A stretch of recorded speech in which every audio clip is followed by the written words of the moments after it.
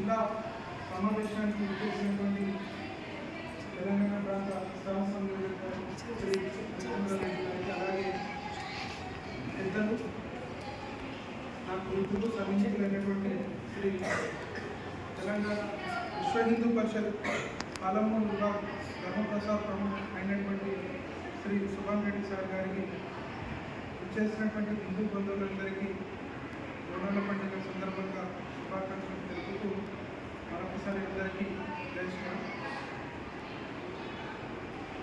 ఈరోజు ఇక్కడ అందరం ఏర్పాటవడం ఎంతో సంతోషకరం. ముఖ్యంగా హిందూ యువతలు మనం ఎంతో కష్టపడి ఎంతోమంది ఫోన్ చేస్తే తప్ప మనం ఇంతమంది జరగడం చాలా కష్టమైంది. అతిథులే ఇంకా ముందర వచ్చి కూర్చొని వచ్చిన వాళ్ళకి ఫోన్ చేసే సందర్భం వస్తుంది. అంటే మనం ఇంకా సంఘటనలో ఇంకా అవ్వాల్సిన అవసరం. ఒక గీత ఉంది కదా, సంఘటన ఒకైనా సంఘటన జీవన భరత మాత పాదాలకు మోహనం ఆమె పైన. ముఖ్యంగా మన హిందూ యువత సంఘటితం అయితే తప్ప ఎటువంటి కార్యాన్ని మనం సాధించలేదు. హిందూ యువతకి శక్తి కావాలి, భక్తి కావాలి. ఇక్కడ వీళ్ళు మన ఆర్య సమాజ్ వాళ్ళు ఒకటి జిమ్ ఏర్పాటు చేశారు. కొన్ని లక్షల రూపాయలు వెచ్చించి ఇక్కడ ఏర్పాటు చేశారు. ఇక్కడ నేర్చుకునే వాళ్ళు లేకపోతే వచ్చి నేర్చుకునే వాళ్ళు కావాలి. మనం ఒక యుద్ధం చేసుకుని పోతున్నాం, ఒక యుద్ధ రంగంలోకి వెళ్తున్నాం. మన దగ్గర అస్త్రశస్త్రాలు లేనప్పుడు, మనం గట్టిగా లేనప్పుడు 60 మంది ఉరికినాడాలి. మనం గట్టిగా తొందరగా తయారవ్వాలి కదా. కాబట్టి మనకు మంచి శక్తి అవసరం. ఎట్లాంటి శక్తి అవసరం? అవతలవాడు వాడు ఏమంటారు, ఈటంగా జవాబు పత్తర్సలు వాడు ఈటలతో పెట్టడానికి వస్తే మనం రాళ్ళతో కొట్టేటువంటి శక్తి మన దగ్గర ఉంటుంది. వాడు చాకుతో వస్తే మనం కత్తితో వచ్చేటంత శక్తి మన దగ్గర ఉంటుంది. యుక్తి ఉండాలి. ఛత్రపతి శివాజీ మహారాజ్ ఆయన దగ్గర ఉన్నటువంటి బలగం చాలా తక్కువ, 20-25 మంది. కానీ ఎంత పెద్ద సైన్యాన్ని ఎదుర్కొన్నాడు. కొన్ని వేలాది మంది సైన్యం ఉన్నటువంటి వాళ్ళని గెరిల్లా పోరాటంతో దాక్కొని ఎక్కడో ఏదో రకంగా వాళ్ళని అందరినీ నాశనం చేసినట్టు మన దగ్గర యుక్తి కాదు. తర్వాత దాంతోపాటు భక్తి కూడా ఉండాలి. ఇవన్నీ ఉన్నాయి మన దేవుళ్ళ మీద. మన దగ్గర శక్తి ఉంది, కానీ భగవంతుడి పైన నమ్మకం లేకుంటే ఇవన్నీ ఉండే ఉండవు. శక్తి ఉండి లాభం లేదు, యుక్తి ఉండి లాభం. మనం భగవంతుడి పైన నమ్మకం అనేది, విశ్వాసం అనేది లేకపోతే మనకు ఆ శక్తి యుక్తి ఉన్నమనే లాభం లేదు. మీ లోపల అందరి లోపల భక్తి ఉన్నది కాబట్టి, హిందూ ధర్మం పట్ల ఒక అవగాహన ఉంది కాబట్టి మీరందరూ ఇది ఎవరికి వీటిపైన భగవంతుడి పైన ఎవరిపైన నమ్మకం లేకపోతే, ఎవరైతే భక్తి అనేది లేకుండా వారికి. యువత కూడా చాలామంది చూస్తున్నాం.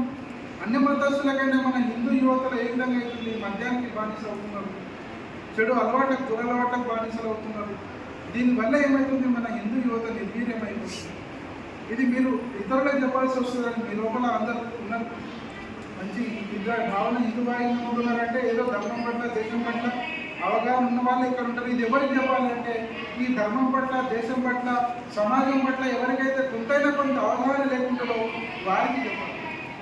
హిందువుకి ప్రధాన శత్రువు అవతలవాడు అవతల మతస్థుడు కాదు. హిందువుకి ప్రధాన శత్రువు హిందువే అవుతున్నాడు. ఆ హిందువు కూడా ఎవరైతున్నాడు? అవో నాస్తికుడు, హిందూ ధర్మం పట్ల వ్యతిరేక భావం ఉన్నాడో వాడు హిందువే ప్రధాన శత్రువు. రోజు నాకు జరుగుతా ఫోన్లో నేను పెట్టే వీడియోలో కానీ నేను చేసేదానికి ఏదో రోజు జరుగుతాం. వాళ్ళతో వాదలాడి ఏదో చెప్పాల్సి వస్తుంది. మరి వాడు ఏదైనా వాడు డైరెక్ట్గా మతం నేను ఇది అని చెప్పుకుంటాడా అంటే అట్లా చెప్పుకోడు. అవును నేను హిందువుని, నాకు ఇవి నచ్చలేవు అని చెప్తున్నాడు. కాబట్టి అట్లాంటి వాళ్ళని మనం తగ్గించే ప్రయత్నం చేయాలి. అది ఏ విధంగా మనం మెల్లగా చెప్తే పడుతున్నాం.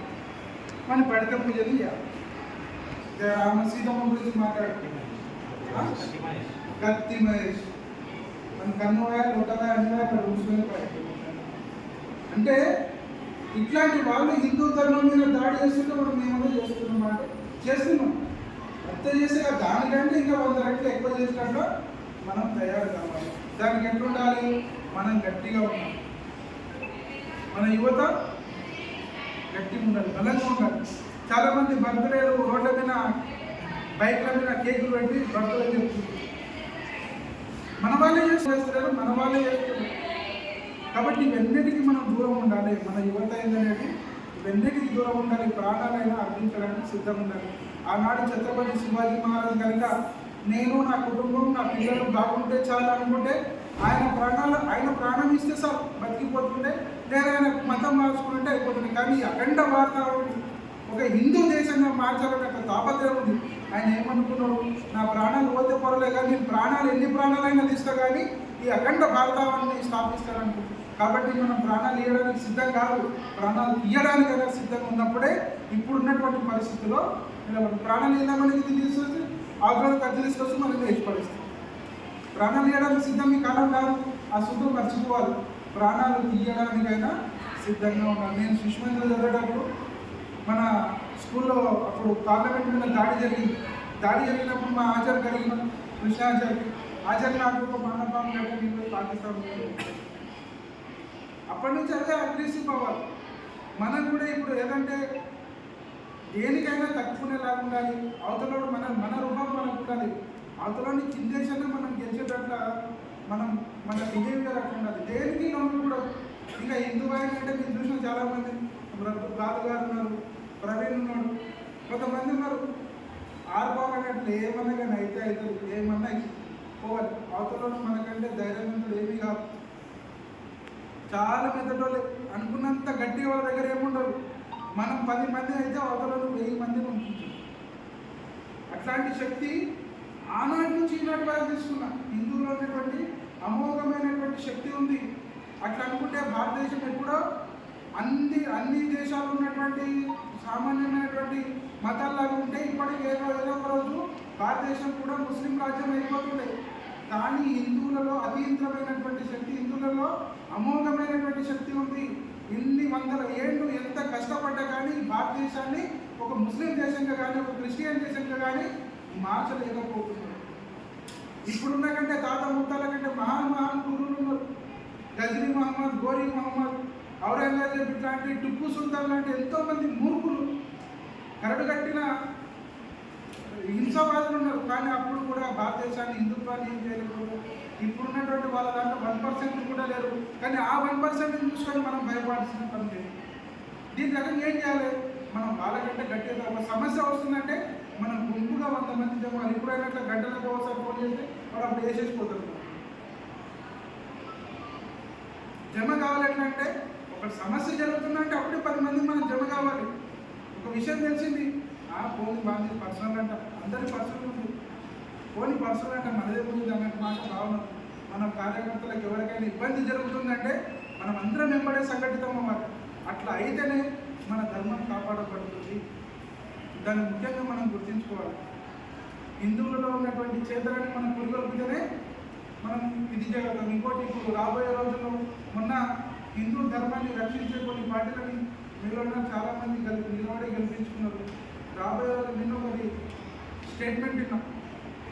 మన మతంలో ఉన్నటువంటి యువకులందరూ గొడవలకు పోరాదు, దేని పోరాదు. మనం మంచిగా చదువుకోవాలి, మన పిల్లలు లాయర్లు కావాలి, మన పిల్లలు డాక్టర్లు కావాలి, మన పిల్లలు IAS IPS కావాలి, మన పిల్లలు రాజకీయ నాయకులు అవ్వాలి. అప్పుడు ఆ హిందూ మతాన్ని ఎదుర్కోవడానికి మన పిల్లలందరూ సిద్ధంగా ఉండాలి. వాళ్ళని తొక్కడానికి ఇదే మార్గాలని చెప్పేసి నిన్న కోడగల్లో అసదుద్దీన్ ఓవైసీ స్టేట్మెంట్ ఇచ్చింది. మీరు ఇందులో తెలియదు, నిన్న ఇది జరిగింది. కాబట్టి మనం ఏం చేయాలి?